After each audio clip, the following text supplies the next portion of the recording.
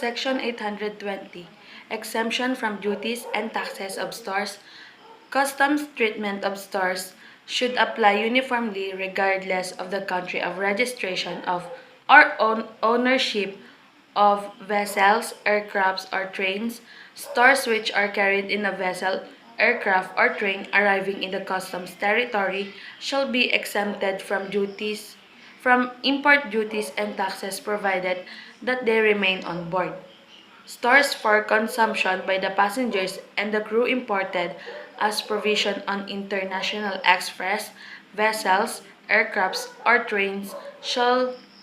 be exempted from import duties and taxes provided that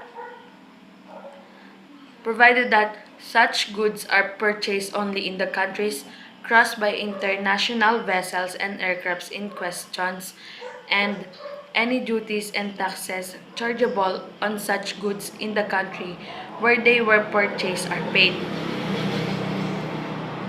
Stores necessary for the operation and maintenance of vessels, aircrafts, or trains which are on board this means or transport shall be exempted from import duties and taxes, provided further that they remain on board while these means of transport are in the customs territory. The Bureau shall allow the issue of stores for use on board during the stay of a vessel in the customs territories in such quantities as the customs authority deems reasonable with due regard to the number of the passengers and the crew and to the length of the stay of the vessel in the customs territory. The Bureau should allow the issue of stores for use on board by the crew while the vessel is undergoing repairs in a dock or shipyard, provided, finally, that the duration of stay in a dock or shipyard is considered to be reasonable.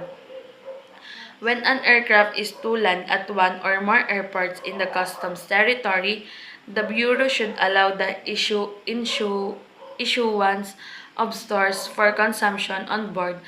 both during the stay of the aircraft at such intermediate airports and during its flight between such airports. The Bureau shall require a carrier to take appropriate measures to prevent any unauthorized use of the stores, including sealing of the stores when necessary. It shall require the removal of stores from the vessel, aircrafts, or trains for storage elsewhere during its stay in the customs territory only when the Bureau consider it necessary. Vessels, aircrafts, or trains which depart for an ultimate foreign destination shall be entitled to take on board, exempted from the duties and taxes, the following: 1. Stores in such quantities as the Bureau deems reasonable, with due regard to the number of the passengers and the crew, to the length of the voyage or site, and to any quantity of such stores already on board. And number 2, stores necessary for the operation and maintenance of a vessel, aircraft, or train in such quantities as are deemed reasonable for operation and maintenance during the voyage or flight,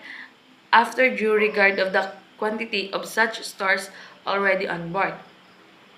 Replenishment of stores that are exempted from duties and taxes shall be allowed for vessels, aircrafts, or trains which have arrived in the customs territory and which need to replenish their stores for the journey to their final destination in the customs territory, subject to the condition provided in this chapter.